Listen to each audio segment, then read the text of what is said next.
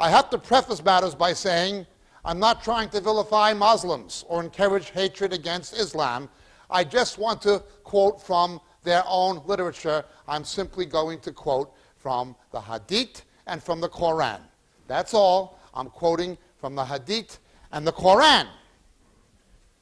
But I would like to ask Muslims some questions. I'm simply putting this out as a question. My first question is this.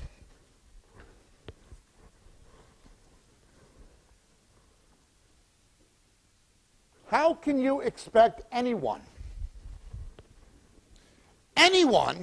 to believe the following: that somebody was a prophet of God? They are the greatest prophet of God. That there is no prophet greater than they are, and God has had no greater or no higher spokesman than this person.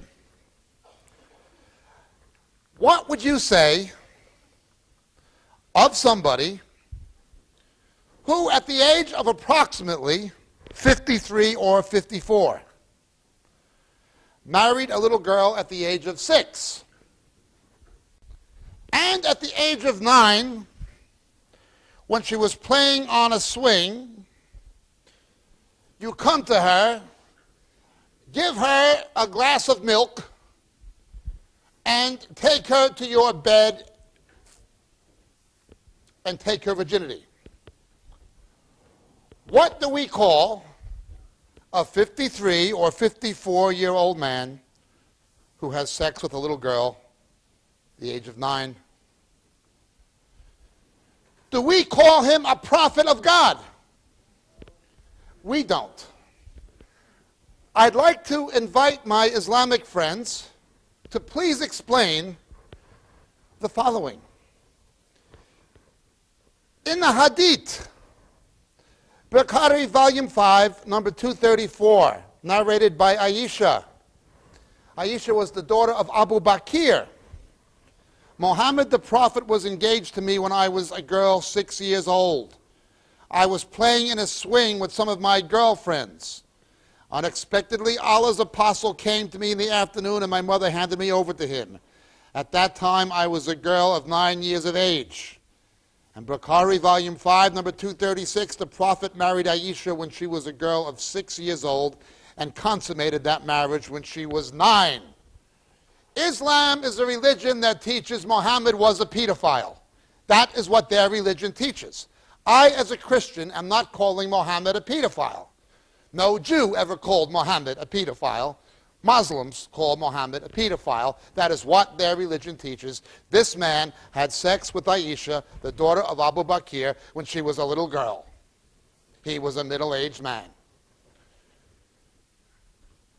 Can you please explain to me why, since your religion in the Hadith teaches your prophet was a pedophile, how can you expect any Western person, any Christian, any Jew, anybody, to believe that a man who would have sex with a little girl is the greatest prophet? How can we believe such a man was a holy man? Now again, I'm not trying to incite hatred against Muslims. I'm not trying to blaspheme your religion.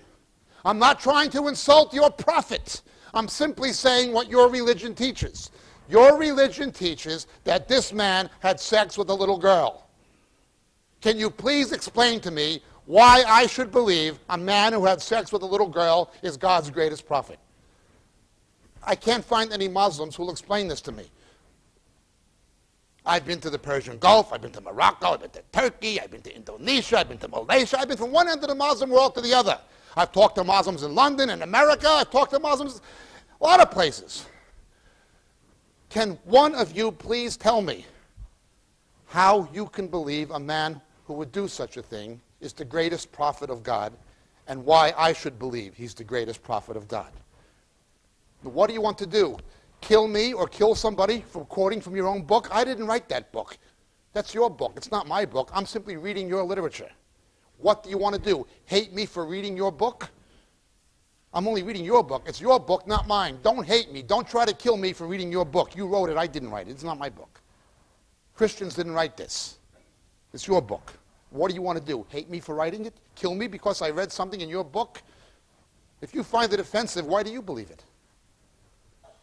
Please answer me the question. If you want to look it up in your book, it's in the Hadith.